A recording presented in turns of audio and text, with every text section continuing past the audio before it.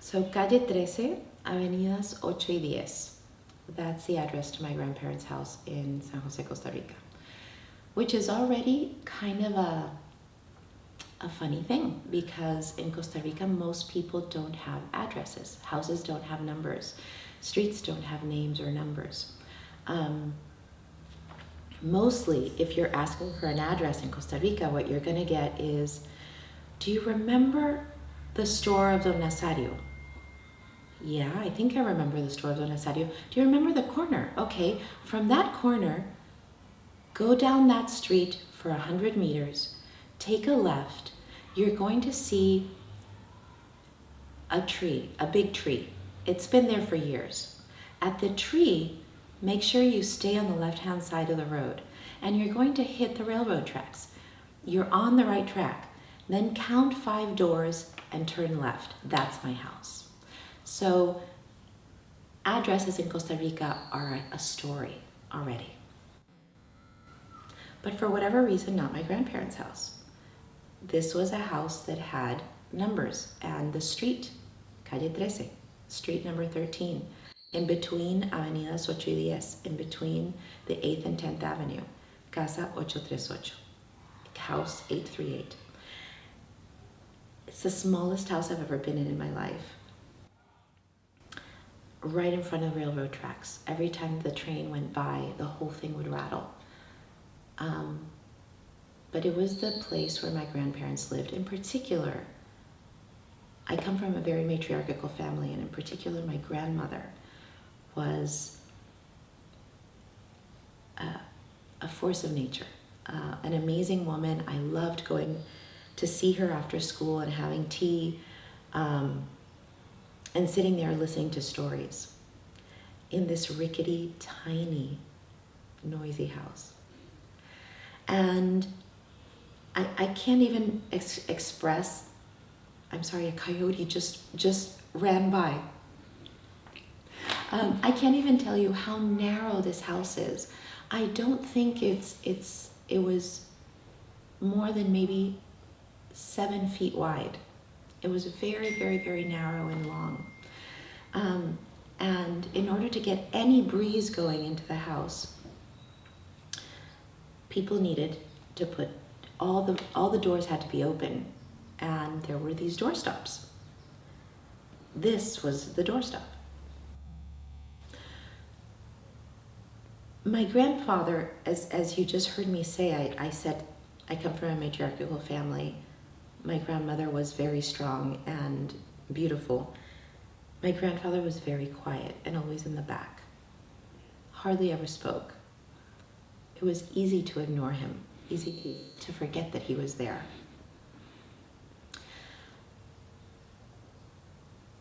When they passed, there was not much in terms of an inheritance.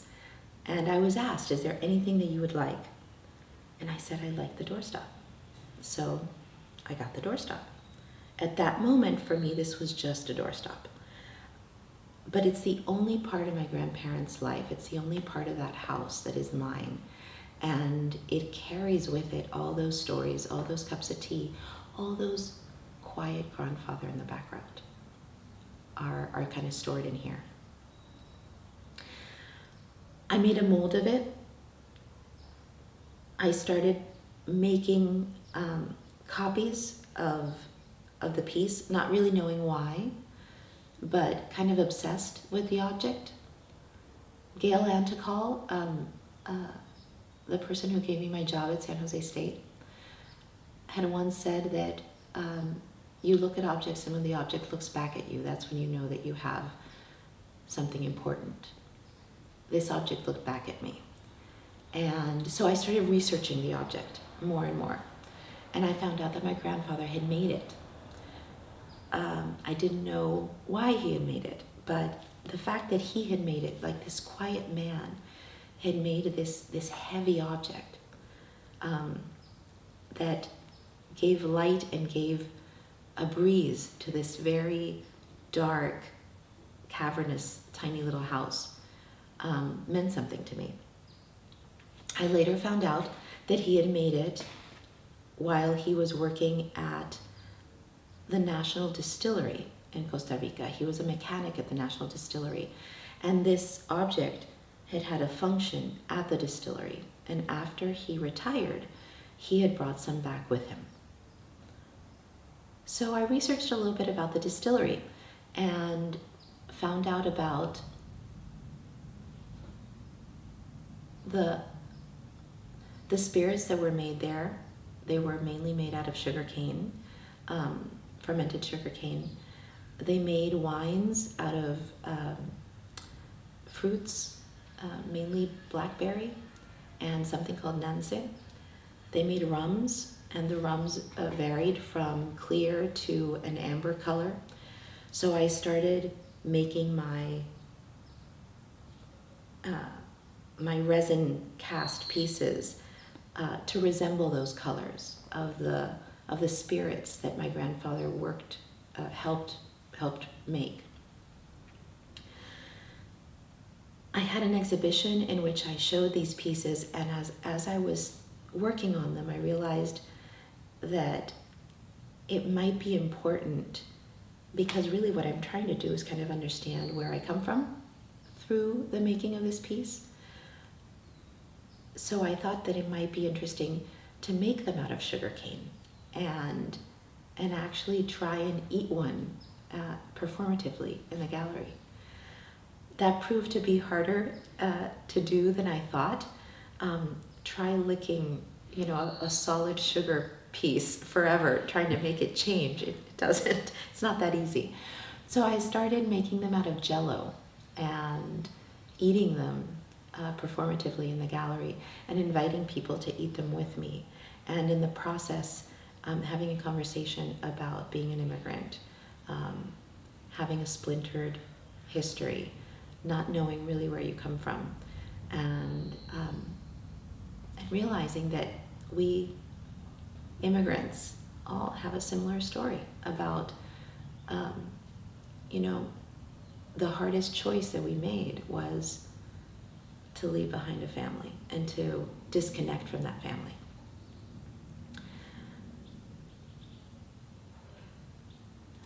I wasn't done with them. I'm still kind of obsessed with this object. So at some point I was thinking about my grandfather's voice, that man that was so quiet, so easy to forget he was there. My grandmother was so loud and vivacious and beautiful that she kind of opaqued him. I went back to the National Distillery in Costa Rica. It's no longer a distillery. It's this beautiful old building that the government has taken over, and of all things, has made it the National Museum of Contemporary Art. And I asked around, they gave me a tour, they showed me, they've done a great job at keeping the building as it was, and at the same time refurbishing it for art, but allowing all the industrial aspect of the building to exist. And there was this big tank, I'd say maybe 30 feet in diameter. I asked about that tank, and they explained that that was where they kept the fuel, because all of the machinery was powered by fuel. It wasn't powered by electricity. This was before there was electricity in Costa Rica. So the original tank was the tank that powered the machinery to create the spirits. And it turns out that was my grandfather's main job, was to work on that tank and to work on making sure that all the machines were working well.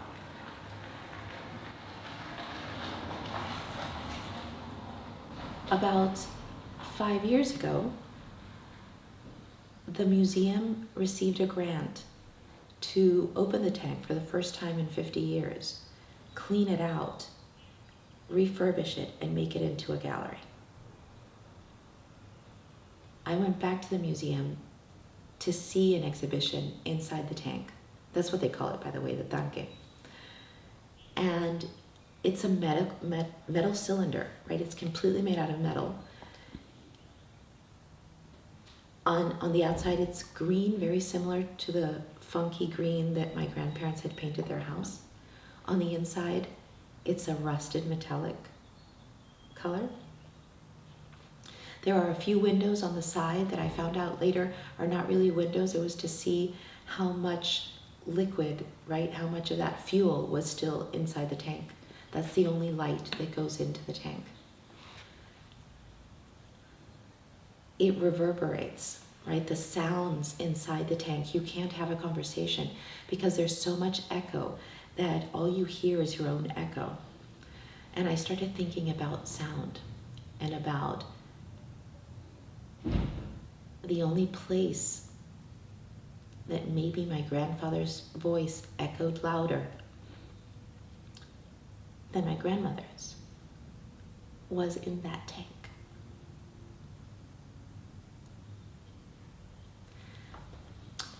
So I thought how interesting it would be to activate the tank with sound.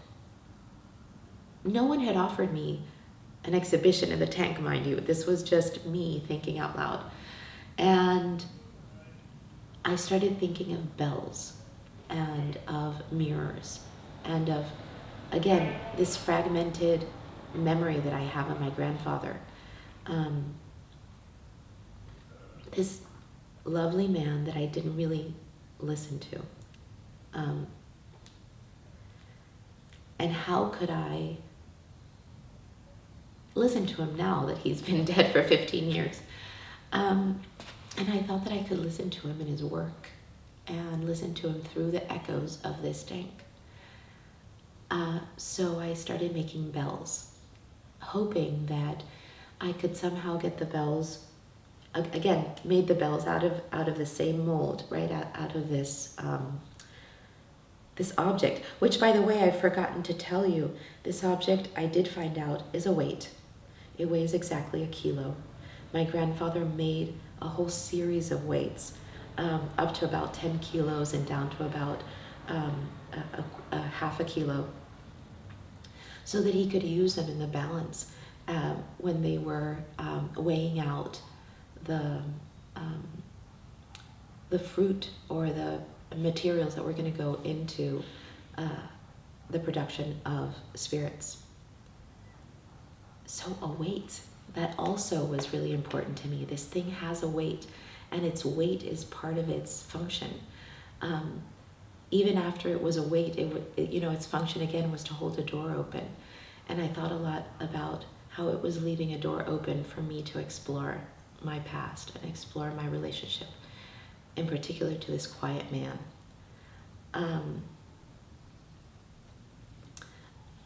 And so I started making bells. I had to learn how to slip cast.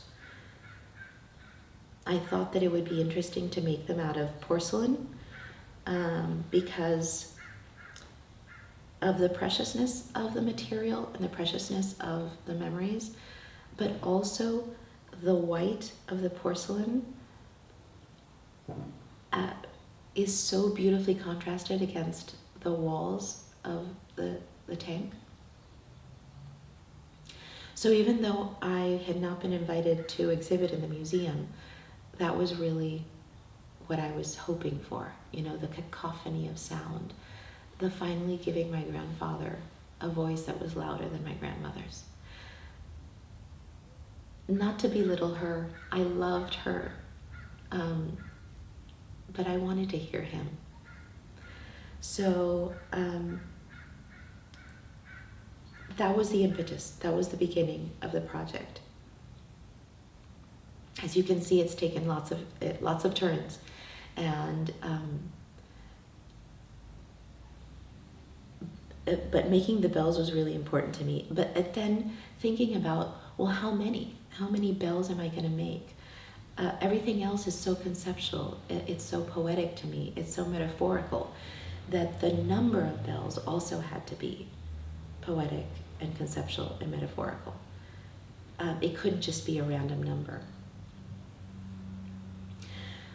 So I came up with this idea of figuring out flights between countries, and the immigrant, the time that it takes us to get from one place to another that we call home. At this moment, something else had happened in the project, and the project had been accepted, not in Costa Rica, of all places, but in a factory in Greece, in Athens, Greece. And I had told this story, more condensed, but I had told it to the curator, and he loved the idea of the bell and the echoes from the past, and the voices that were maybe being performatively awakened by the bell. So I proposed that I was going to work nonstop for however many hours it took to fly from San Francisco, California, to Athens, Greece. But then I realized that that wasn't the right journey. The journey was from Costa Rica to Greece. So it turns out, if you Google that, the average flight between San Jose, Costa Rica and Athens, Greece is 13 hours and 33 minutes. So I made as many bells as I could make in 13 hours and 33 minutes. And it turned out it was 52 bells. That's what I was able to do, which poetically is my age.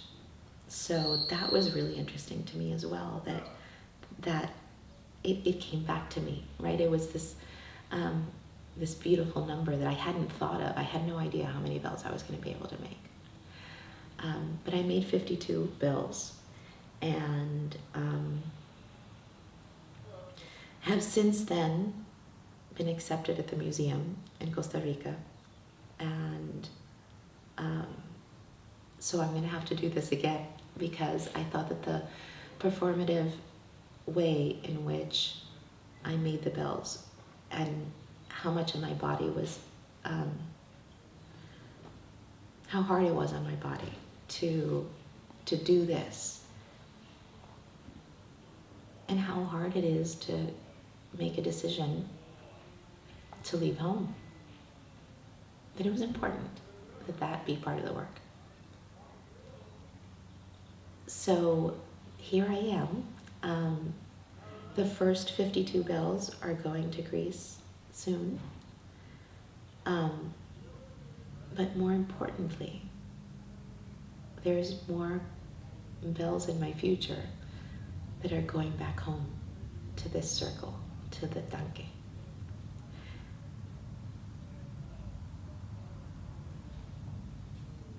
And I'm really looking forward to hearing them.